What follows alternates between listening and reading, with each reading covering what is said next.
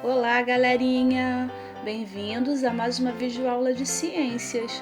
Hoje nós vamos conhecer um pouco mais sobre o solo. Vamos falar de erosão e fertilidade. Vamos lá? Vamos agora conhecer o conceito de erosão e suas principais causas e características. Observe a imagem. Nela podemos perceber que há um desgaste do solo, provavelmente feito pela passagem da água ao longo do tempo, não é mesmo? O que você acha que provocou isso? Vamos pensar? O que provocou foi uma grande formação de buracos na rua, atrapalhando o fluxo das pessoas e impedindo a passagem dos veículos. O que estamos vendo é um exemplo de erosão. Mas o que é erosão? A erosão não é apenas a formação de buracos no solo, não. Na verdade, erosão é todo e qualquer desgaste dos solos e das rochas em que há o transporte de pequenos detritos de um lugar para o outro.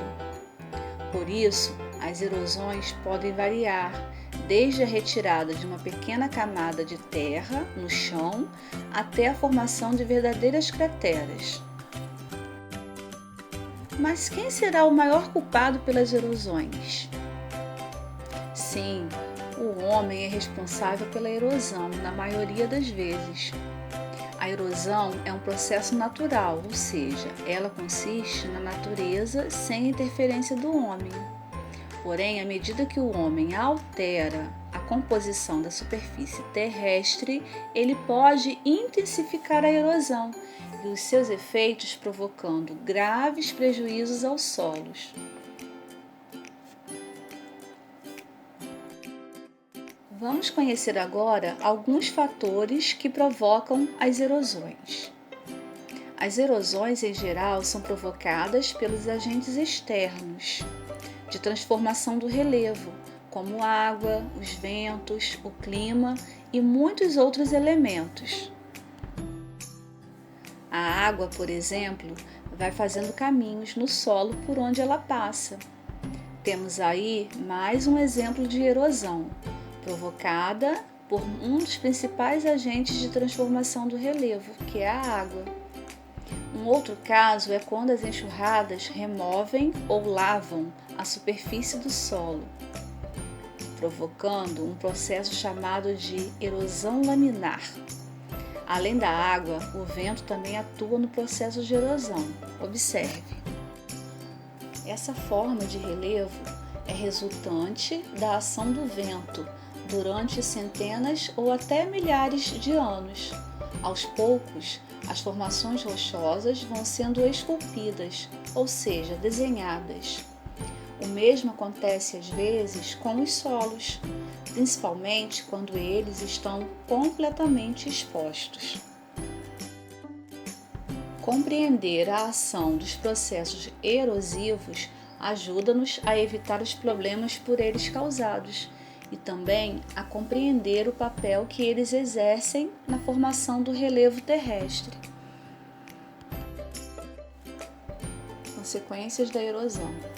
Nas grandes cidades com relevos montanhosos, chuvas constantes podem ocasionar deslizamentos de terra em terrenos ondulados. Esses deslizamentos ocorrem, em sua maioria, nas áreas em que a vegetação natural foi retirada para a construção de moradias, um problema agravado nas localidades mais pobres. O risco de deslizamento é maior quando as áreas de morro são desmatadas pelos humanos, pois o solo sem cobertura vegetal fica mais desprotegido das chuvas fortes, não é mesmo?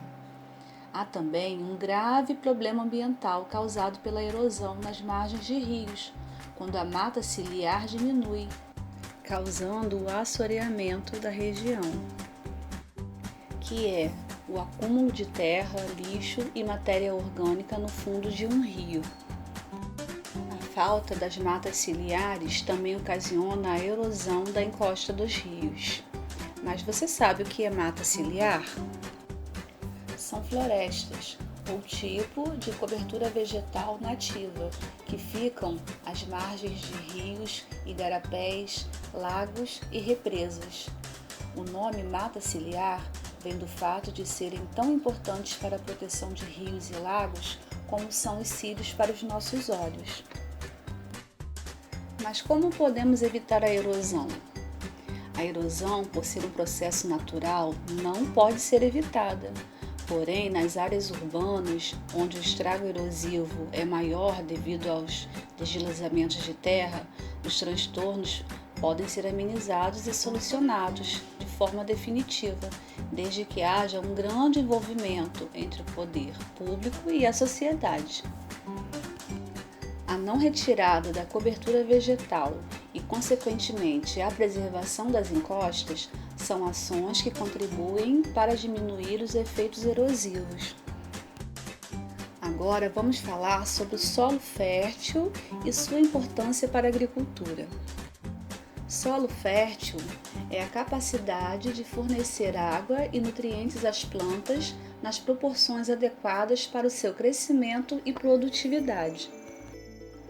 Embora muitos agricultores considerem o solo como uma ferramenta para fazer com que a planta cresça, é nele em que se concentram os principais fatores que determinam o futuro daquele cultivo. Uma boa fertilidade do solo é fundamental para se ter um sistema agrícola rentável e sustentável ao longo do tempo. Um solo produtivo deve ter as características químicas necessárias para que os nutrientes fiquem disponíveis e sustentem o crescimento das plantas. Tem também que ter um equilíbrio nutricional e boa interação entre o solo e os nutrientes. Solos férteis fornecem níveis ótimos de nutrientes disponíveis para o crescimento das plantas, deixando-as mais vigorosas e sadias, com maior resistência a doenças, insetos, competição com ervas daninhas, seca, frio e solos encharcados. Na aula de hoje, aprendemos os conceitos de erosão e fertilidade. É importante relembrar que erosão é um processo de desgaste e transporte pelo qual o solo e as rochas passam, o que pode ocorrer de forma natural, como pelo vento ou pela água, ou através da ação humana. Espero que tenham gostado da aula de hoje e até a próxima. Beijo, beijo no coração de cada um.